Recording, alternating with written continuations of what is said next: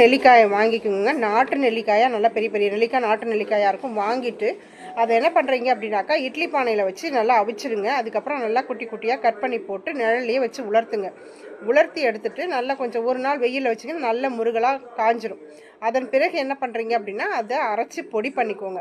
விரலி மஞ்சள் நம்ம சமையலுக்கு பயன்படுத்துவோம். அந்த விரலி மஞ்சளை வாங்கிட்டு நல்லா உடச்சிட்டு அதையும் நல்லா என்ன பண்ணும் ஃபைனாக பவுடர் அரைச்சிக்கோங்க. தயவு செஞ்சு மஞ்சள் பொடியாக வாங்காதீங்க. அது வந்து குறுக்குமீன்லாம் இல்லை பசு மஞ்சள் கிடச்சிதுன்னா வாங்கி நல்லா துருவி அந்த காய் துருவுறோம்லேயே அதில் துருவி நல்லா பிளேட்டில் போட்டு நல்லா காய் வச்சு எடுத்து இதையும் நல்லா பொடி பண்ணிக்கோங்க.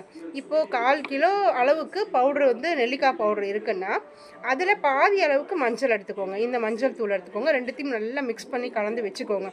இதில் 1/2 டீஸ்பூன் எடுத்துட்டு வெந்நீரில் கலந்துட்டு நம்ம சப்பி சாப்பிட்ணும். அதாவது வெந்நீரை நல்லா குழச்சிட்டு அதை நாக்கில் வச்சு சப்பி சாப்பிட்ணும். தண்ணியாக குடிக்காதீங்க. சப்பி சாப்பிட்டுட்டு அதுக்கப்புறம் கொஞ்ச நேரம் அப்படியே இருக்கட்டும். தண்ணி குடிக்க வேண்டாம். ஒரு 10 நிமிஷம் அப்படியே வச்சுக்கோங்க. காலையில் அந்த மாதிரி நீங்கள் சாப்பிடுங்க. இந்த மாதிரி சாப்பிட்டுட்டு வரும்பொழுது சர்க்கரை அளவு நல்லா குறையும்.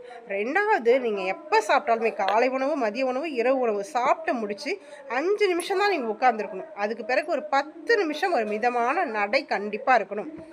இதை நீங்கள் ஃபாலோ பண்ணுங்கள். அதே மாதிரி சாப்பிட்ற உணவுகளையும் நான் சொல்லியிருக்கேன். உங்களுக்கு மென்று சாப்பிட்ட மாதிரியான அடைகள், ராகி அடை இதெல்லாம் சாப்பிடுங்களேன்.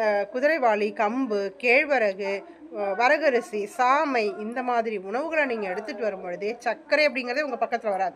மதிய உணவுகளில் நீங்கள் எப்பவும் போல் அந்த வெள்ளை ரைஸை விட்டுருங்க. சாதாரண பாலிஷ் பண்ணப்பட்ட அரிசியை விட்டுட்டு கைக்குத்தல் அரிசி இந்த மாதிரி எடுத்துக்கலாம். இந்த மாதிரி எடுத்துக்கும்பொழுது உங்களுக்கு என்ன ஆகும் அப்படின்னா சர்க்கரை அப்படிங்கிறது கட்டுக்குள்ளேயே இருக்கும். உங்களுக்கு மருந்து சாப்பிட வேண்டிய அவசியமே இருக்காது.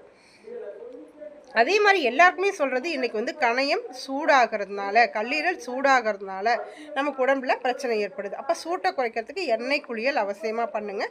நைட்டில் படுக்கும்போது தொப்புளில் எண்ணெய் வைங்க. காலில் உள்ளங்காலில் தேய்ச்சி நம்ம ரப் பண்ணி வச்சுட்டு உள்ளங்காலை ப்ரெஸ் பண்ணி நல்லா அழுத்தம் கொடுங்க.